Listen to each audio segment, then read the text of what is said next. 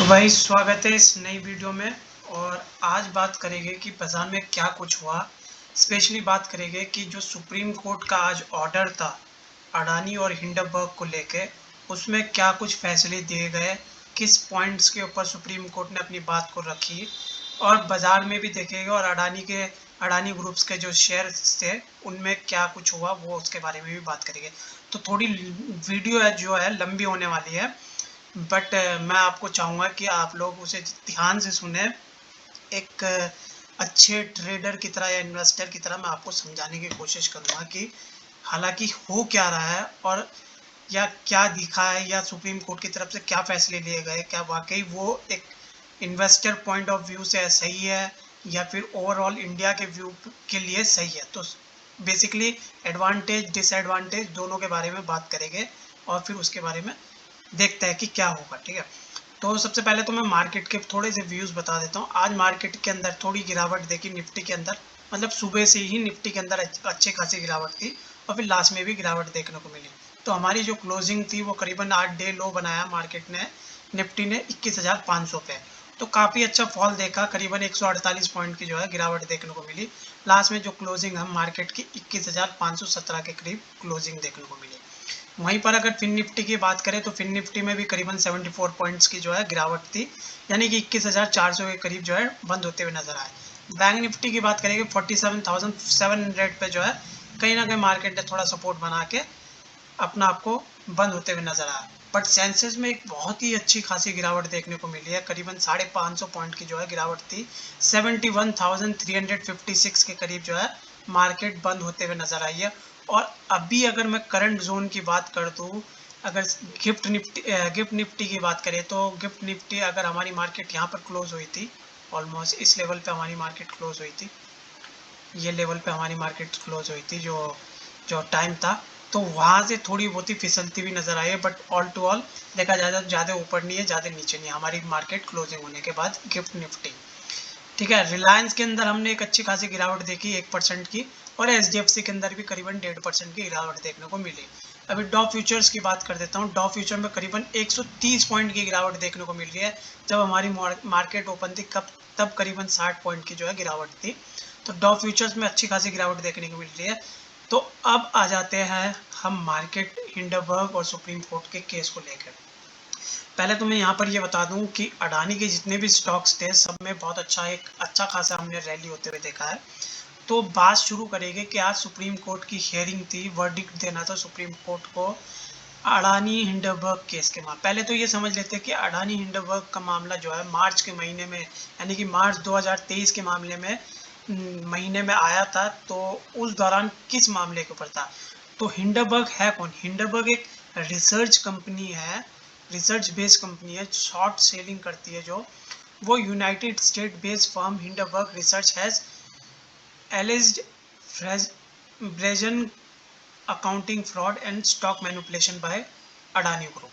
तो मतलब बेसिकली उन्होंने एक ये लगाया था कि अडानी के अंदर, अडानी के जो स्टॉक्स है उसके अंदर कहीं ना कहीं मैनिपुलेशंस हो रही है, और ये लोग अपना ही पैसा बाहर भेज के उसी को वापस इन्वेस्ट करते हैं एज अ इन्वेस्टर के तौर पे, जिसमें यह दिखाया जाता है कि एफआईआईज जो है कहीं ना कहीं अपना अडानी गौतम के स्टॉक्स में पैसा डाल रहा है, जिससे इन्वेस्टर की तरफ जो है इन्वेस्टर उसे खरीदना चाहता है।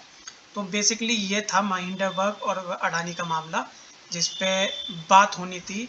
तो करीबन फिर उसके बाद जो है करीबन 9 बजे के करीब, हालांकि ये फैसला जो है 10:30 बजे के करीब देना था, तो उसके बारे में भी पढ़ लेते हैं। द गौतम अडानी, जब ये हिंडनबर्ग की तरफ से ये रिपोर्ट आई तो गौतम अडानी ने जो enterprise Adani group has rejected the Hindenburg report as unresearch and गलत रिपोर्ट। एक तरीके मतलब एक रिसर्च नहीं करी प्रॉपरली और एक गलत तरीके से मुझे बदनाम करने के लिए जो है ऐसी रिपोर्ट को निकाली गई, ये अडानी गौतम अडानी ने कहा था।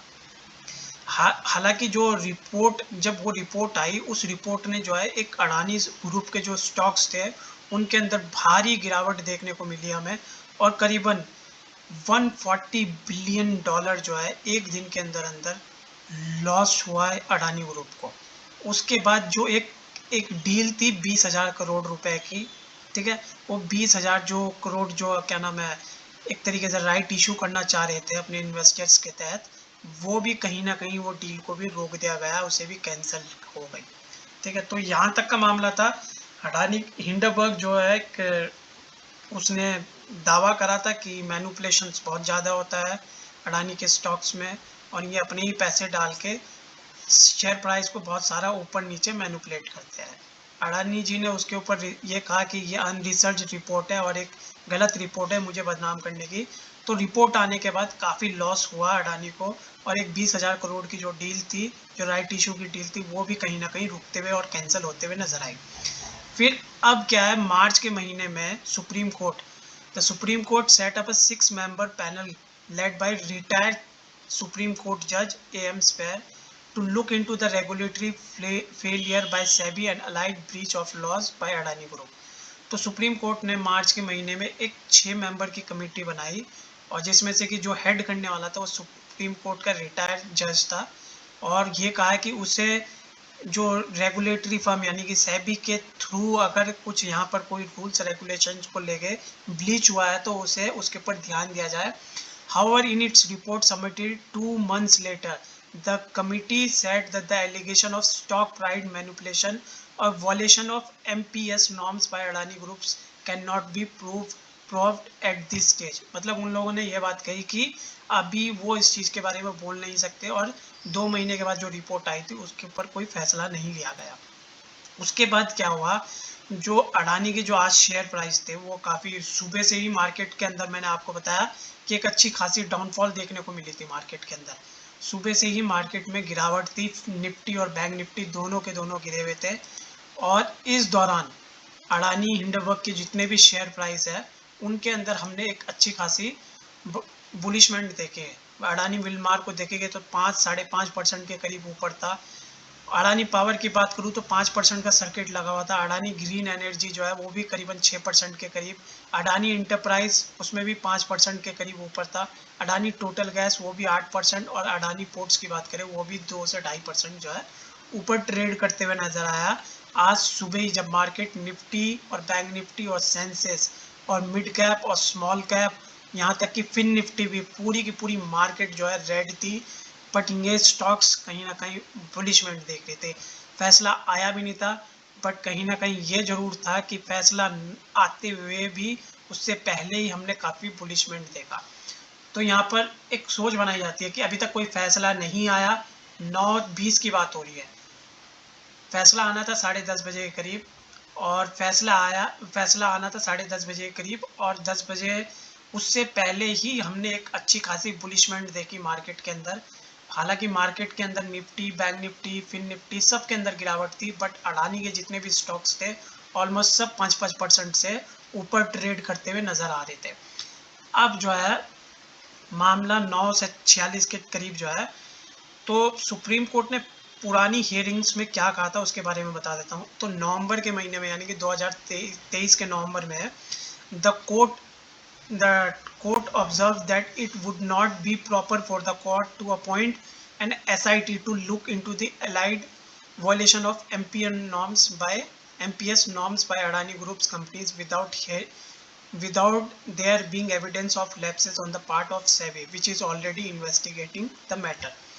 तो सुप्रीम कोर्ट ने नवंबर के महीने में रिफ्यूज़ कर दिया कि SIT नहीं बिठाई जाएगी, और वो एक तरीके का वॉलेशन होगा MPS नॉर्म्स का, कि अडानी ग्रुप्स की कंपनीज़ के ऊपर जो भी हिंडनबर्ग्स की रिपोर्ट्स आई थी वो वाकई झूठी है, या फिर सेबी की तरफ से ही कोई एविडेंस में छेड़छानी हुई है, या कुछ भी हुआ है ऐसा। तो सुप्रीम कोर्ट ने SIT बिठाने के लिए मना कर दिया, और कहा है कि अभी सेबी जो है इसमें ऑलरेडी इन्वेस्टिगेट कर रहा है, तो हम इसमें कोई भी SIT नहीं बिठाएंगे। The Supreme Court will announce the verdict of Hindenburg case in 30 minutes at 10:30 PM। जैसे मैंने बताया कि 10:30 बजे की सुप्रीम कोर्ट जो है अपनी जजमेंट देने वाला है अडानी हिंडनबर्ग रिपोर्ट के तहत।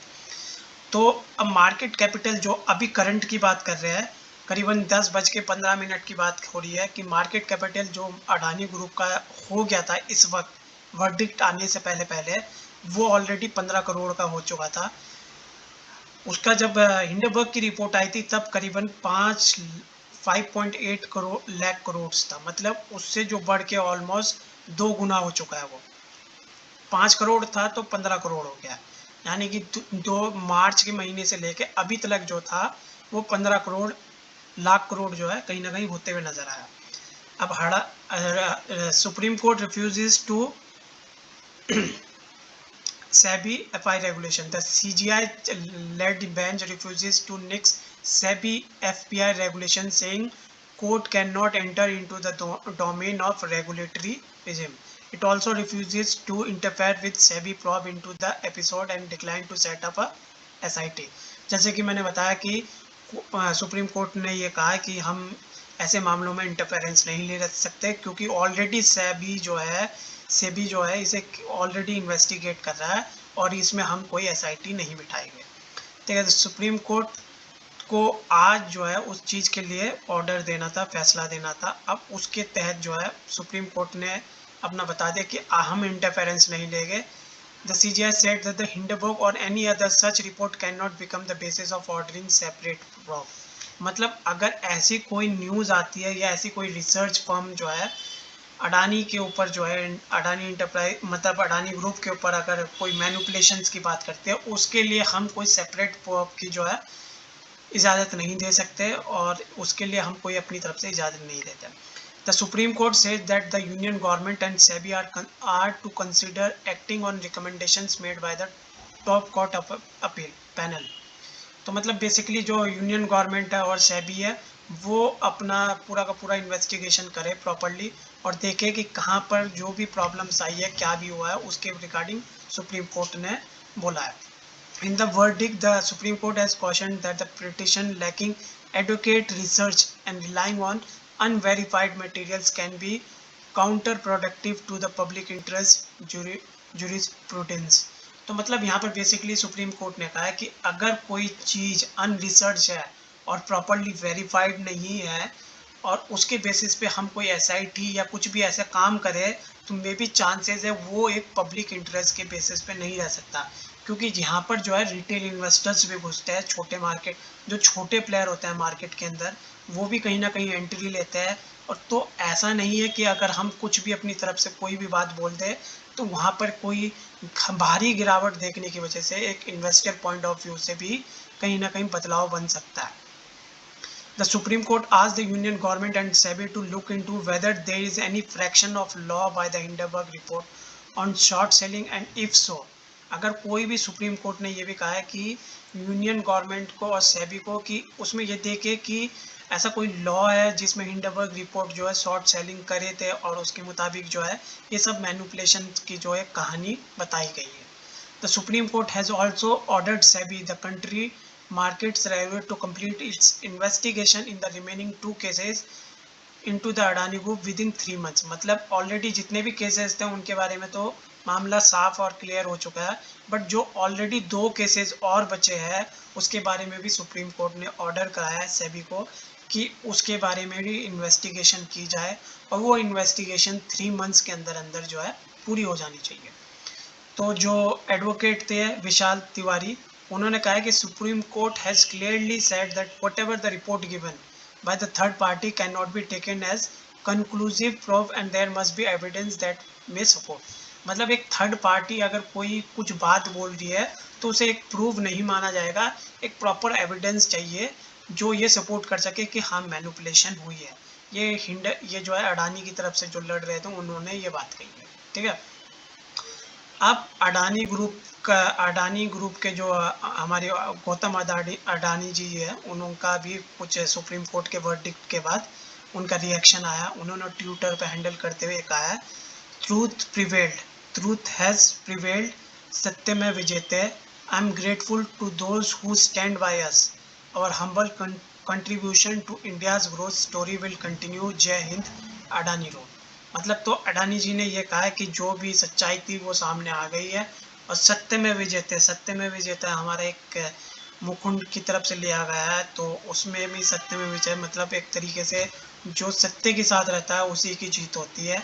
और उन्होंने कहा है कि हमें खुशी है कि जो लोग हमारे साथ खड़े हुए और हम उनके बहुत ही हम्बल है कंट्रीब्यूशन, और आने वाले दिनों में भी हम इंडिया की ग्रोथ के ही बारे में सोचेंगे। तो ये अडानी की तरफ से जो है रिएक्शन था सुप्रीम कोर्ट की वर्डिक्ट आने के बाद। तो आज जो है सुप्रीम कोर्ट ने बेसिकली साफ सुथरा कह दिया है कि कोई भी एसआईटी यानी कि स्पेशल इन्वेस्टिगेशन टीम जो है इस मामले में नहीं बिठाई जाएगी।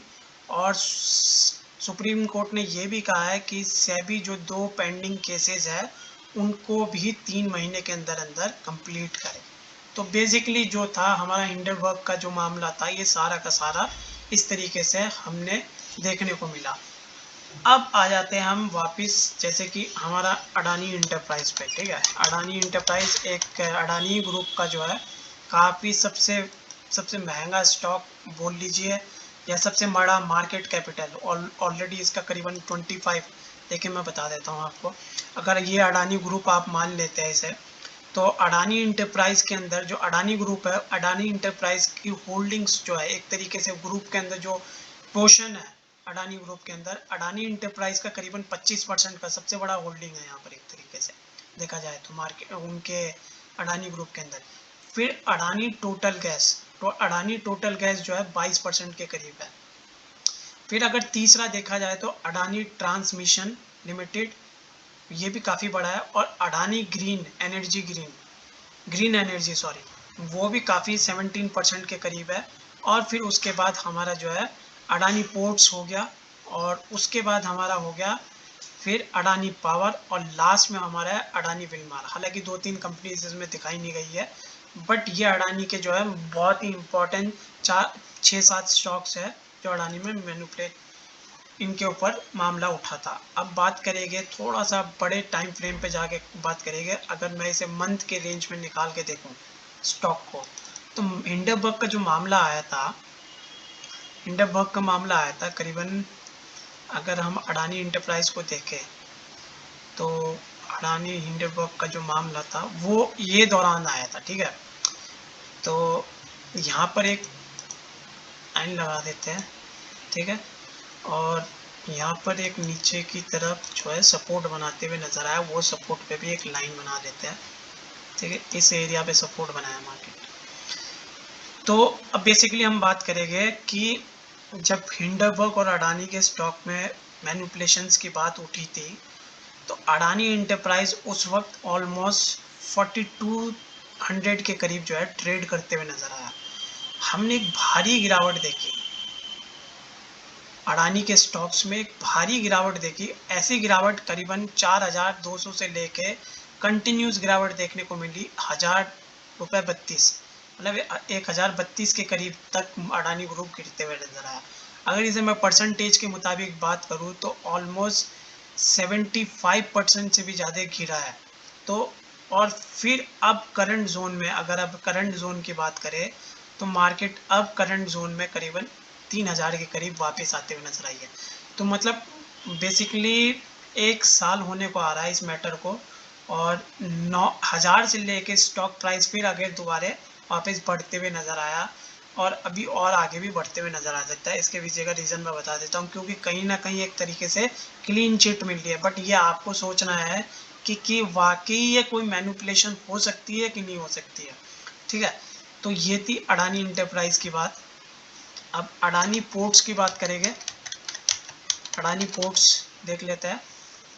अडानी पोर्ट्स के अंदर भी अगर मैं बात करूं आपसे मंथली बेसिस पे बात करूं तो ऑलमोस्ट यहाँ पर थे, ठीक है। इस लेवल पे था अडानी पोर्ट्स उस वक्त जब हिंडनबर्ग की रिपोर्ट आई थी 914 के करीब, और गिरावट जो देखने को मिली वो करीबन 400 तक गिरावट देखने को मिली, मतलब ऑलरेडी 50%। और अब जो है 300 से लेके 400 से लेके कंटिन्यूस जो है रैली अगर देखने को मिल रही है, तो करीबन 1150 के करीब तक रैली मार चुका है। तो ऑलमोस्ट अगर मैं यहाँ से भी बात करूँ 400 के मुताबिक, तो ऑलमोस्ट डबल हो चुका है, ट्रिपल हो चुका है यहाँ से। तो ये भी एक रैली देखने को मिली। तो ये चीज़ें जो है बहुत इंपॉर्टेंट होती है, जो हमें ये बताती है कि वाकई क्या किसी तरीके के मैनिपुलेशंस हुए है कि नहीं मार्केट के अंदर। अब देखिए सोचने की ये बात है कि एक बड़ी कंपनी, एक छोटे स्टॉक्स में मैनिपुलेशन होना मैं समझ सकता हूँ, बट एक बड़ी कंपनीज के अंदर अगर शेयर प्राइस साल के अंदर 2 गुना 3 गुना हो रहा है, तो वो आप उसे मैनिपुलेशन नहीं बोलेंगे तो क्या बोलेंगे? आप उसे अगर मैनिपुलेशन नहीं बोलेंगे तो क्या बोलेंगे, ठीक है। अब आ जाते हैं अडानी पावर के ऊपर। अडानी पावर में भी एक हमने बहुत अच्छा जो है इंक्रीमेंट होते हुए देखा मार्केट के अंदर। तो ये था हमारा, यहाँ पर था अडानी पावर, ठीक है, नवंबर के महीने में, यानी कि 350 के करीब था, हमने गिरावट देखी अडानी पावर में, तो स्टॉक गिरता गिरता 132 के करीब आ गया। बट अभी अगर करंट जोन की बात करूँ तो स्टॉक जो है ऑलमोस्ट 590 टच कर चुका है, ऑलमोस्ट 590 तक गया है। तो अगर यहाँ पर 130 मान के भी चल रहे तो ऑलमोस्ट 4 गुना या 3 गुना जो है बढ़ते हुए नज़र आया स्टॉक। तो ये मैनिपुलेशंस नहीं है तो क्या है? एक साल के अंदर अंदर मार्केट में ऐसा क्या आ जाता है कि स्टॉक्स इतने मैनिपुलेट हो रहे हैं? तो ये मैनिपुलेशंस ही है, जहाँ तक मुझे लगता है एक इन्वेस्टर पॉइंट ऑफ व्यू से। मुझे तो यही लगता है कि इस तरीके के क्या तो इसे आप ये कह दीजिए कि मैनिपुलेशंस है, या फिर ये कह दिए कि सामने वाले के पास इतना मार्केट कैपिटल है या इतना कैपिटल फंड है कि वो किसी भी तरीके से उसे यूटिलाइज करता रहता है, या ये कह दीजिए बड़े बड़े लोन जो है अडानी जी को ही मिल रहा है और किसी को मिल ही नहीं रहा है, ठीक है। तो इसी तरीके से जैसे मैंने आपसे बताया कि मार्केट के अंदर एक अच्छी खासी गिरावट देखने को मिली आज, ठीक है, और इस दौरान भी हमने अडानी के स्टॉक्स में रैली देखने को मिली। तो ये एक, अब आ जाता है कि अगर इस पॉइंट को थोड़ा सा समझ ले कि ये जो एक्चुअली मार्केट कैपिटल जो 15 लाख करोड़ का मार्केट कैपिटल है, वो करंटली अभी देखा जाए तो वो बहुत बड़ा मार्केट कैपिटल है। और मुझे लगता है कि इन्वेस्टर पॉइंट ऑफ व्यू से ये भी कहीं ना कहीं एक पॉजिटिव देखा जाएगा कि सुप्रीम कोर्ट अगर कुछ इतना इंटरफेरेंस नहीं कर रहा है, ऑनरेबल सुप्रीम कोर्ट, तो मे भी इसके पीछे भी रीजंस हो सकते हैं। इसके पीछे पर्टिकुलर एक रीज़न ये हो सकता है कि जो उन चीज़ों के बारे में जानते हैं, तो मे भी शायद एक वो कहते हैं ना प्रोफेशनलिज्म, तो उसकी बात आ गई है यहाँ पर कहीं ना कहीं। तो मुझे लगता है कि वो सुप्रीम कोर्ट का जो ये फैसला था ये कहीं ना कहीं थोड़ा सही भी है, क्योंकि अगर अडानी के स्टॉक्स में गिरावट आती है या कोई भी मामला यहाँ पर ऐसा दिखता है कि मैनिपुलेशंस हुई भी है, तो वो स्टॉक्स को फिर दोबारा गिराने की और इवन मार्केट यानी कि निफ्टी, बैंक निफ्टी को भी तोड़ने की हिम्मत रखता है। तो मुझे लगता है कि मार्केट के अंदर अगर एक प्रॉपर वे में, या फिर जो रेगुलेटरी फर्म्स है या फिर जो सेबी है, उन्हें थोड़ा रूल्स रेगुलेशंस थोड़ा अच्छा बना सकते हैं, ताकि इन केस अगर मैनिपुलेशंस हुई भी है तो आगे ऐसी मैनिपुलेशंस ना हो। क्योंकि इन्वेस्टर पॉइंट ऑफ व्यू से कहीं ना कहीं सच्चाई को भी हमें देखना पड़ेगा कि सच्चाई वाकई है कि नहीं है, या फिर सिर्फ इन्हीं तरीके से जो है मार्केट के अंदर लोग जो है, जो अमीर है, जो कहते हैं ना हम discrimination between poor and rich, वो वाली बात नहीं आनी चाहिए। एक proper distribution of income should be there. एक तरीके से ये समझ लीजिए, ऐसा ना हो कि अमीर अमीर हो रहा है और गरीब गरीब हो रहा है। तो इस तरीके के जो फैसले होते हैं, मान लीजिए अगर कहीं पर किसी को लोन की सुविधाएं मिल रही है और किसी को नहीं मिल रही है, या किसी कंपनी को स्पेशली कुछ टैक्स रिजीम्स के अंदर टैक्स के अंदर भी मैनिपुलेशंस हो रही है, कहीं भी ऐसी चीज़ें हो रही है, उन चीज़ों पे सेबी को नज़र रखनी चाहिए, ताकि एक रिटेल इन्वेस्टर भी कहीं ना कहीं मार्केट के अंदर जिंदा रह सके। क्योंकि बड़े लोग जो है कहीं ना कहीं छोटी मच्छियों को खा जाते हैं, और बड़ी मच्छियाँ जो है अपना आप को बड़े बड़े लोन ले कर निकालती है बाहर। तो उस पर भी सेबी को थोड़ा सा अपनी तरफ से टाइट होना चाहिए, और जो नए रूल्स रेगुलेशंस बनाने हैं कि इन केस अगर कोई ऐसी चीज़ें हो रही है तो। और एक और बात है, 1 साल हो गया, क्या सेबी ने अभी तक इसके ऊपर कोई भी सोच नहीं बनाई है, मतलब कि क्या हो रहा है क्या नहीं हो रहा है? क्या इन्वेस्टिगेशन अभी तक भी पूरी नहीं हुई है? ऐसा इतना बड़ा क्या मामला था कि जो अभी तक इन्वेस्टिगेशन नहीं हुई है? अगर इन्वेस्टिगेशन करी जाती 1 साल पहले, तो मुझे लगता है कि 1 साल के अंदर अंदर आराम से इन्वेस्टिगेशन की जाती है, क्योंकि सेबी के अंदर जो लोग बैठे हुए वो काफ़ी प्रोफेशनल लोग रहते हैं, कोई छोटे मोटे लोग तो रहते नहीं, ठीक है। तो इसमें भी कहीं ना कहीं ढिलाई बढ़ती गई है, और मुझे लगता है कि मुझे उम्मीद है कि शायद जो सुप्रीम कोर्ट का जो फैसला है अभी करंट में कि एसआईटी नहीं बिठाई जाएगी, वो एक प्रॉपर फैसला है, एक अच्छा फैसला है, और मैं उसकी जो है कहीं ना कहीं उसके साथ हूँ, उस फैसले के। और बट ये भी मैं साथ कहना चाहूँगा कि इस तरीके के अगर वाकई मैनिपुलेशंस हुई भी है, तो ऐसे मैनिपुलेशन आने वाले टाइम में ना हो तो अच्छा रहेगा। तो ये थी हमारी हिंडनबर्ग और अडानी की जो है रिपोर्ट के बारे में, जो आज सुप्रीम कोर्ट के वर्डिक्ट आए थे। अगर आपको वीडियो पसंद आई है तो लाइक करें, सब्सक्राइब करें और कमेंट करें। मिलता हूँ एक नई वीडियो के साथ, तब तक के लिए रहिए। और एक बात और कहना चाहूँगा कि ना तो मैं यहाँ पर यूनियन गवर्नमेंट ऑफ इंडिया या सेबी या supreme court, honourable supreme court of India, इनके अगेंस्ट हूँ। मैं गवर्नमेंट के भी साथ हूँ, ऑनरेबल सुप्रीम कोर्ट के साथ भी हूँ। बट सबसे बड़ा पॉइंट ये है कि अगर वाकई मैनिपुलेशंस हुई है और उसे अगर छुपाया जा रहा है तो ऐसा नहीं होना चाहिए। इन्वेस्टर पॉइंट ऑफ व्यू से वो सब चीज़ें थोड़ी हो या ज़्यादा हो, वो चीज़ें बाहर आनी चाहिए। या फिर आगे ये ध्यान रखना चाहिए कि इस तरीके की चीज़ें आगे ना हो, उस पर स्ट्रिक्ट रूल्स रेगुलेशंस जो है कहीं ना कहीं बनाए जाए तो अच्छा रहेगा। तो अगर आपको वीडियो पसंद आई है तो लाइक करें, सब्सक्राइब करें और कमेंट करें। मिलता हूँ एक नई वीडियो के साथ, तब तक के लिए अपना ख्याल रखें।